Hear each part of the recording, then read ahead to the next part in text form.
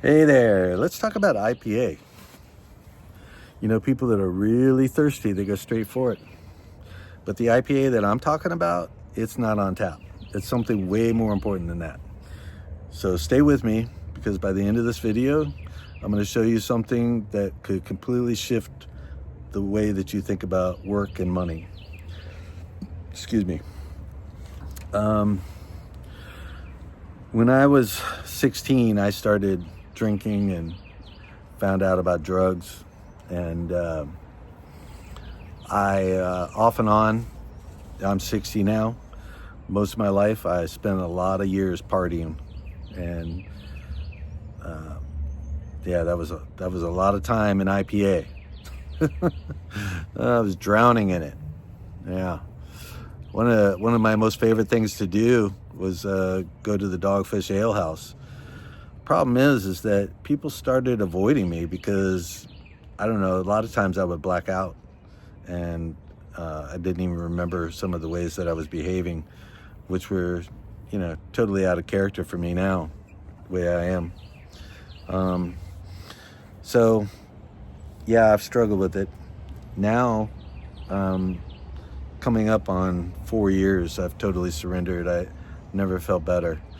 But this last time was really scary for me because I think I had either alcohol poisoning or some really bad withdrawals or something.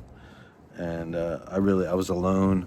I was all alone, and I thought I was dying. I thought that was it. And I felt like I had to make a decision. Do you really want to die, or do you really care and you want to live? And thankfully I decided I wanted to live, and now my life is really turning around. It's turning around. I mean, I've had some setbacks, that's for sure, in other different ways, but it's not because of alcohol. At least not that. So, what am I talking about? Am I talking about beer and drinking? I'm talking about IPA. No. Some of you may already know what this means, and some of you may not. And so I'm going to tell you, just in case you don't. So IPA, what it stands for, is income producing activity. Now that's a pretty cool thing, right? Income producing activity. What am I doing to produce income? That's what that means. That's what it's like. What are you doing to make some money?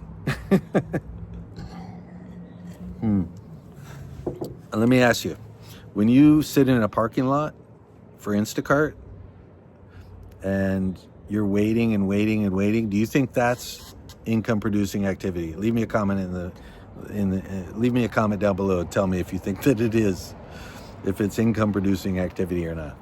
I would argue that it's not. I would say that is not income producing activity.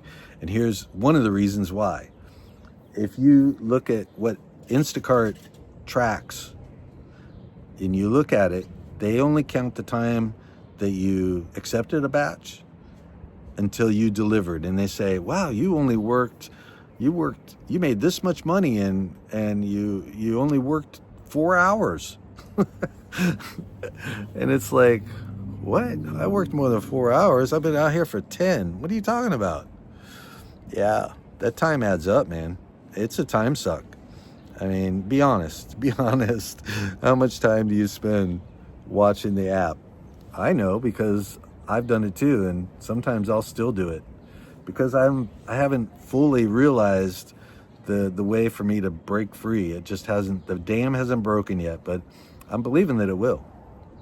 Pretty soon I'm going to know it will, and I'm going to share that with you as soon as I get there. But until then, I'm going to keep sharing what I believe is going to happen and invite you to take part in it. So, how much time are you spending on the app? And I find that if I'm not watching either the Amazon Flex app or if I'm not watching the Instacart app, I'm going to miss out, because it happens so quick. You've got barely, I don't even know if you have seconds to decide if something decent shows up, because it's gone.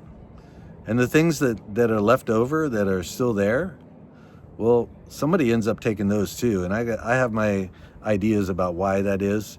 I'll talk about that in another video.